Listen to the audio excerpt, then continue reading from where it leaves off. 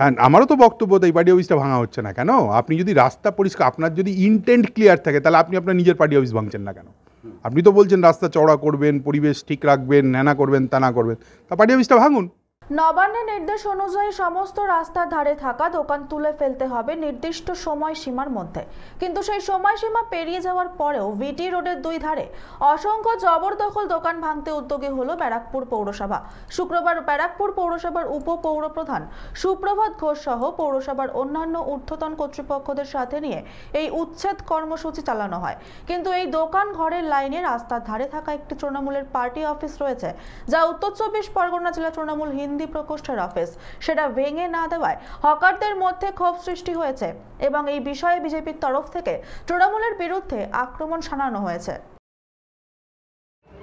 এটা হচ্ছে আমাদের মাননীয় মুখ্যমন্ত্রী মমতা বন্দ্যোপাধ্যায় নির্দেশ দিয়েছেন, আমাদের প্রশাসনকেও দিয়েছে, আমাদের লোকাল গভর্নমেন্ট পৌরসভাকেও দিয়েছে।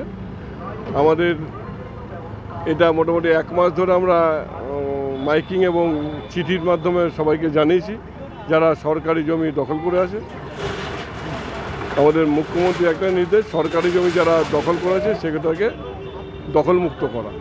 তাই আমাদের আজকে তৃতীয় পর্যায়ের কাজ এটা।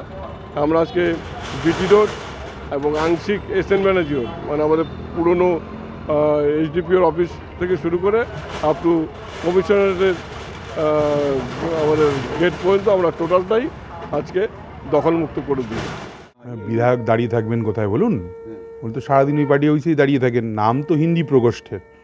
দখল করা পার্টি অফিস 21-এর পরে দখল করেছেন, করে রাস্তার উপরে বসে ওখান থেকে চিড়িয়ামোর কন্ট্রোল হয়, এবং যারা কন্ট্রোল করে তারা কি ওনার আশীর্বাদ ধন্য নয়?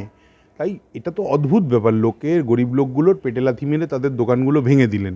রাস্তার উপরে ড্রেনের পাড়ে দোকান করতে গেলে সেগুলোও আজকে ভাঙলেন। দাঁড়িয়ে থেকে পুলিশ কমিশনারের সব করতে পারলেন, কিন্তু তৃণমূলের পার্টি অফিসে হাত দেওয়ার ক্ষমতা করতে পারলেন। ইভেন আমি দেখলাম অটো ইউনিয়নের অফিসটাও ভেঙে দিয়েছে। তারপরেও যদি এরকম দুর্দিন দেখতে হয় যেখানে তৃণমূলের পার্টি অফিসটা বেঁচে গেল, তাহলে বুঝতে হবে যে শাসক দল সবের থেকেই বেঁচে যাবে বারংবার, যতই অপরাধ করুক না কেন।